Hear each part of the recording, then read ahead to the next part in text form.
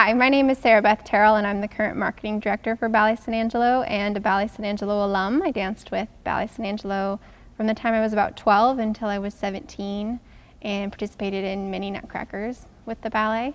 I attended the Nutcracker many times as a little girl in the City Auditorium, now the Murphey Performance Hall. But my most special and potent memory of attending a performance of the Nutcracker was in 1999. I had just turned 9 years old, and as my birthday present, my mom took me and my best friend Haley to see the Nutcracker that year. I remember exactly what I was wearing. I had my hair done in a princess braid where it's braided all the way around your head like a crown, and a big bow. The memory of walking up the stairs into the balcony it's like burned into my heart and into my brain. I can look back and remember exactly what it looked like as a little girl, as a 9-year-old, feeling like I am so special and how beautiful is this moment that I get to participate in, and coming over the rise of the stairs and the balcony to see the building and the ceiling and the curtain closed and the anticipation of seeing the show is something that I'll never forget. The way that made me feel and the impact that made on me growing into adulthood, loving to dance, loving the theater, loving live art, loving ballet. That year was Susie Olsen's production of the Nutcracker. She was the current artistic director at the time. Paloma Herrera, a very famous American Ballet Theater principal dancer, was Sugar Plum Fairy that year. I got to see her dance. The show made such an impact on me that in 2005, when we actually restaged that version of the Nutcracker for the first time, being back in the auditorium for a couple of years, my mom did the costumes, so I was able to go up into the costume closet at the ballet and pull out every costume. This was Spanish, this was Arabian, this was Clara's dress, this is what the Snow Queen wore. And I hadn't seen a video or anything that Nutcracker. It was just so frozen in my mind, so perfect in my mind, that I was able to remember every costume as a 15-year-old that I had seen as a 9-year-old.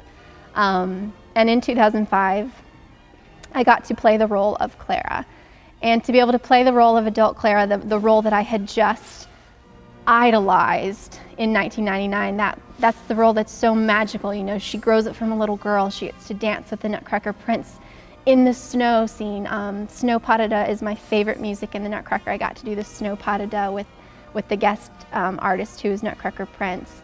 And to relive that moment that I had seen as a little girl that had made such an impact in my memory, there's just no words to describe what that was like for me. It's one of the most significant experiences of my life thus far.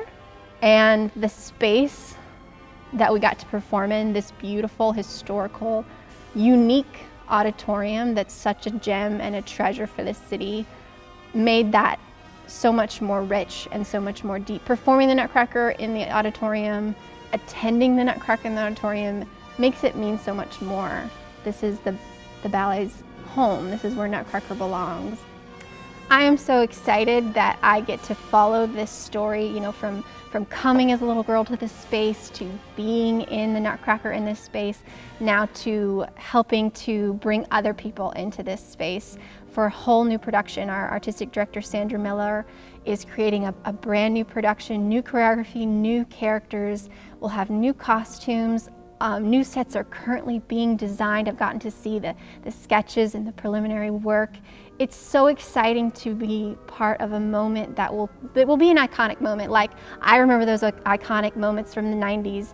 There will be little girls and little boys and families who have that memory of an iconic moment that was Nutcracker 2017. It's going to be fresh and exciting.